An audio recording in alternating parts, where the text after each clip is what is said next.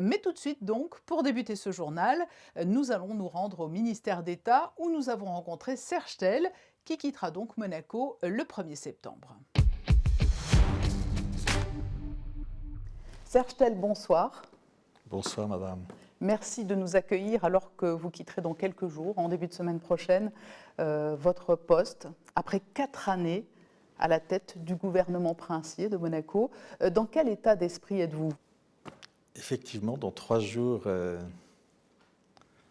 je quitterai la principauté, mais pas complètement. En tous les cas, la principauté ne me quittera pas. Ça aurait été un moment important de ma vie professionnelle. Et je pars avec un sentiment de très grande gratitude. Gratitude évidemment à l'égard du prince souverain qui m'a fait la confiance de me nommer à ce poste, mais aussi gratitude à l'égard des monégasques qui m'ont accueilli, de l'administration, dont j'ai pu constater à la fois la qualité et la loyauté, et puis un sentiment d'avoir préparé l'avenir, et plus encore un sentiment de confiance dans ce pays. Un départ, c'est toujours l'occasion de dresser des bilans. Quelles sont les actions qui vous ont le plus tenu à cœur et dont vous êtes le plus fier ? Eh bien, dans cette idée de préparation de l'avenir, mais je ne suis qu'un maillon d'une chaîne de ministres d'État, vous en avez eu avant moi, vous en avez vu avant moi, vous allez en voir après moi d'autres, et je souhaite évidemment tous mes voeux de réussite à mon successeur et ami Pierre Dartout. Dans les réussites, d'abord on a géré un certain nombre de crises qui ont à chaque fois permis à Monaco de se renforcer, d'apprendre un certain nombre de choses sur nous-mêmes, notre modèle et notre capacité de répondre, que ce soit les attentats de Nice qui nous ont permis de mettre en place toute une législation pour préparer davantage la façon dont on aura à affronter ces grands défis sécuritaires dans les années qui viennent. Apolline, qui nous ont permis de donner aux Monégasques des conditions de vie formidables et qui nous ont permis de nommer un délégué interministériel. Donc les choses dont je suis très satisfait, et je vais finir par cela, c'est évidemment le plan national pour le logement, à la fin de ces 10 ans, va permettre au parc domanial de s'agrandir de près de 40%, ce qui est colossal. Et donc de permettre aux Monégasques qui ont des difficultés de logement, et dont nous sommes conscients, de trouver la possibilité de répondre à leurs besoins. Et puis évidemment, ce qui nous a beaucoup occupés et dont je suis assez fier, c'est la transition numérique dans laquelle j'ai engagé la principauté. Le monde s'organise autour de cette nouvelle technologie absolument essentielle et qui nous permet de travailler différemment, de consommer différemment, d'avoir des rapports sociaux différents. Il était donc essentiel que Monaco fasse partie de tout cela. Et on a donné, avec l'appui du Conseil national, à la principauté les moyens humains et financiers de s'engager dans cette transition. Et cette transition numérique nous a permis aussi de faire face, dans des conditions que vous connaissez, à la crise du Covid, qui n'est pas terminée et qui est un des grands enjeux. Le numérique nous a permis une plus grande souplesse dans la gestion de cette crise. Il y a eu plusieurs crises, vous l'avez dit, la crise sanitaire actuelle, crise économique, polémique autour de la justice, les jardins d'Apolline. Vous avez bravé toutes ces tempêtes, vous connaissiez Monaco avant d'entrer en fonction.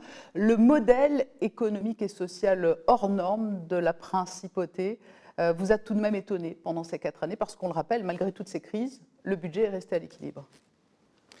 Oui, non seulement il est resté à l'équilibre, mais il a énormément, les recettes ont énormément grandi, près de 50% de recettes supplémentaires sur les 5 dernières années, qui nous permettent aujourd'hui de répondre aux besoins de la population, mais aussi aux besoins de services publics, aux besoins de services sociaux, aux besoins de santé, d'éducation, de sécurité de l'ensemble de la population monégasque. Donc, Monaco a des atouts et Monaco a de la chance d'avoir les institutions qu'elle a, avec ses princes et son gouvernement, son conseil national, mais aussi les talents, les capacités.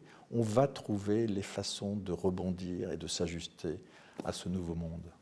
Vous me tendez la perche, vous évoquez les institutions. Il y a eu tout de même, au cours de ces 4 années, des hauts et des bas avec le Conseil national. Ça n'a pas toujours été facile. Oui, bien sûr, mais c'est comme les crises. Les crises font partie de la vie. La vie est une forme de crise permanente. Les rapports avec le Conseil national, bien sûr, ils ont été parfois musclés, parfois difficiles. Mais en réalité, quand l'intérêt général était en cause, on se retrouvait. Et la noblesse de la politique, c'est de trouver des solutions, ce n'est pas de créer des problèmes. Et on a trouvé des solutions. Donc effectivement, ça a été difficile, ça continuera probablement à l'être, mais ce n'est pas gênant parce qu'au bout du compte, ce qui est important, c'est l'objectif final. Et je crois que les institutions monégasques sont faites sous l'autorité du souverain pour définir l'objectif et servir l'intérêt public. Et tout ça fonctionne. À titre personnel, que retirerez-vous de ces 4 années ? D'avoir découvert un pays en profondeur. Quand j'étais ambassadeur, j'avais découvert Monaco. En tant que ministre d'État, j'ai découvert les Monégasques. Et plus profondément, ce qu'ils sont, ce qu'ils ont de difficultés.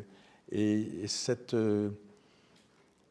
harmonie à trouver, cet équilibre à trouver entre la prospérité apparente de la principauté et la difficulté d'un certain nombre de gens en principauté, que l'administration, et avec un talent absolument incroyable et des compétences extraordinaires, sert, détecte et règle.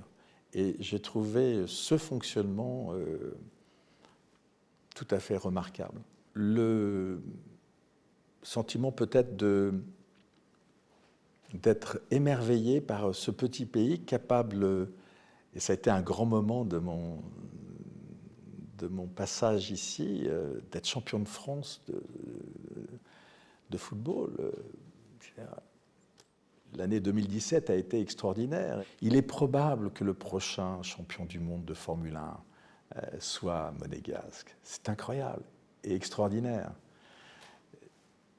Mais ce n'est pas que le sport, Monaco. C'est aussi cette vision que le prince porte, les efforts que nous avons faits sur le changement climatique. Le prince souverain et le gouvernement princier ont mis sur l'agenda du changement climatique la question essentielle des océans. C'est remarquable. Tout petit pays, rayonnement considérable. Il y a enfin en conclusion la curiosité journalistique, mais pas seulement, c'est la question que tout le monde se pose aujourd'hui. Qu'allez-vous faire désormais, Serge Tell ? Alors, je mentirais si je ne vous disais pas que je vais commencer par prendre des vacances. J'en ai pas eu depuis Noël dernier, quelques jours. J'ai besoin de me reposer, j'ai besoin de décanter toutes ces années d'expérience. 4 ans et 8 mois, c'est long, et 4 ans et 8 mois dans des conditions, comme vous l'avez rappelé, qui n'étaient pas toujours simples. Je vais m'occuper de ma famille, je vais peut-être même m'occuper de moi, et puis après, je verrai, je reste curieux du monde et de son état, interrogatif sur ce qui se passe en Biélorussie. On ne se refait pas, vous savez, on finit par être ce qu'on fait, et fondamentalement, je suis passionné par le monde et par ce qu'il crée de difficultés, mais aussi d'opportunités. Donc je vais continuer à observer tout cela et peut-être continuer à y trouver ma place. Serge Tell, merci de nous avoir accueillis ici même, dans ce bureau, où vous avez conduit l'action du gouvernement princier au cours des 4 dernières années. Merci à vous.